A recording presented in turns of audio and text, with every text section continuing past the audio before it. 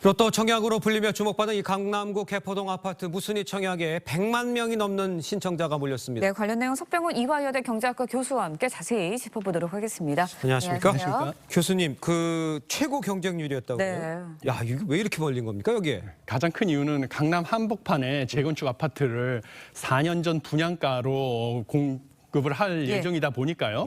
당첨만 됐다 하면 시세 차익이 최대 27억 원이 예상이 되기 때문입니다. 그렇군요. 그래서 지금 세 가구가 공급이 되는데요. 무려 101만 3,456명이 몰려가지고요. 사상 최고의 경쟁률을 기록을 했습니다.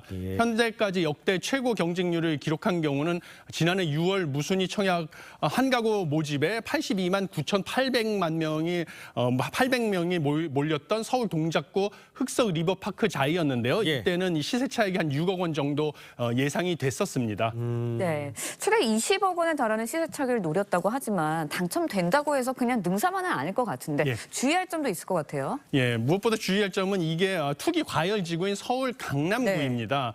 그래서 만약 무수인이 청약에 당첨이 되고요. 계약을 포기하게 되면 10년간 재당첨이 제한이 된다는 조건이 붙어 있습니다. 그리고 당첨자뿐만 아니라 가구에 속한 이도 당첨일로부터 5년간 1순위 청약 접수가 제한이 되는데요.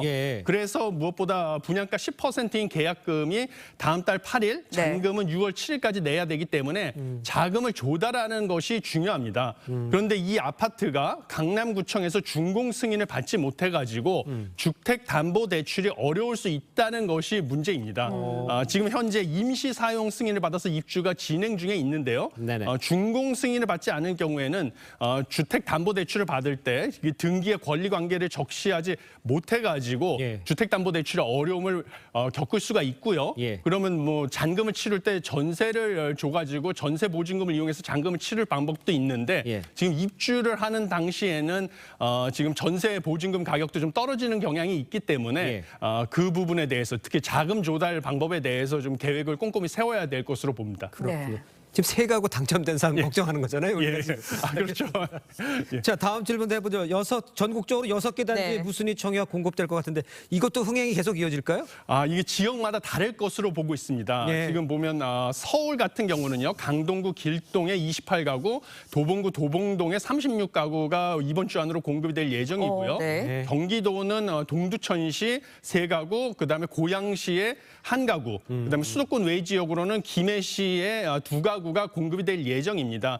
그런데 이 경우에는 이제 투기 과열 지구가 아니니까 재당첨 제한 적용을 받지 않습니다. 근데 최근에 그 분양 추세를 보면요. 서울 외곽과 지방 등 비인기 지역 같은 경우는 청약 경쟁률이 1대1에 미치지 못하는 미분양 아파트가 속출하고 있는 상황입니다. 그래서 이게 아무리 이전의 분양가를 적용이 받아서 시세보다 저렴하다 할지라도요.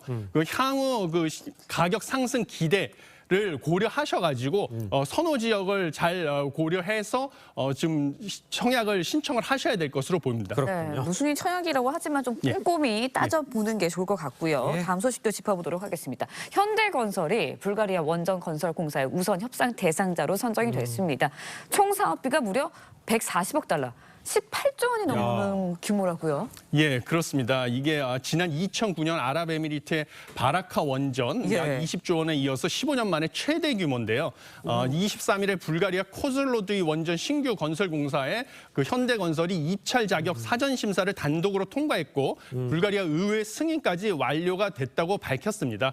그래서 이게 2200메가와트급 원전 2기 추가 신설하는 사업에 참여할 예정인데요. 시공 부분 전체를 담당해서 최대 8조에서 9조 원을 수주할 것으로 예상이 됩니다.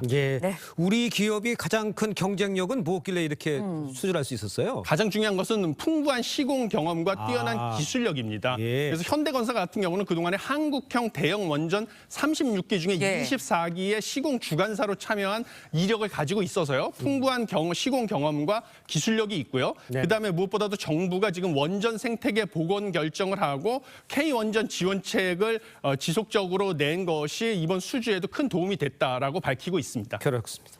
네, 불가리아 원전 수주로 이제 K 원전의 유럽 수출 기대감 점점 더 커지고 있는데 다음 격전지로 어디가 될 거라고 좀 전망이 되고 있나요? 예, 바로 다음 격전지로는 지금 폴란드와 체코가 지금 이 원전에 대해서 협상 예정이고요. 네네. 그 다음으로는 영국이 주목을 받고 있습니다. 네. 폴란드 같은 경우는요, 2022년 10월에 이미 2기에서 4기 원전 건설을 추진 중인 퐁트누프 프로젝트에 대해서 우리가 협력 의향서를 맺어가지고요, 추가적으로 협상을 하고 진행될 예정이고요. 체코 정부 같은 경우는 두코바니 원전 건설을 위한 우선 협상 대상자를 선정할 예정인데 현재 프랑스 EDF와 우리나라 한국수력 원자력의 2파전으로 좁혀진 가운데요. 그 원전이 최대 4기까지로 발주 규모가 커질 것으로 예상된 상황입니다. 예. 그 외에 영국 같은 경우는 2030년까지 최대 8기의 신규 대형 원전을 지을 계획이라서 여기도 이제 최근 이제 원전에 대해서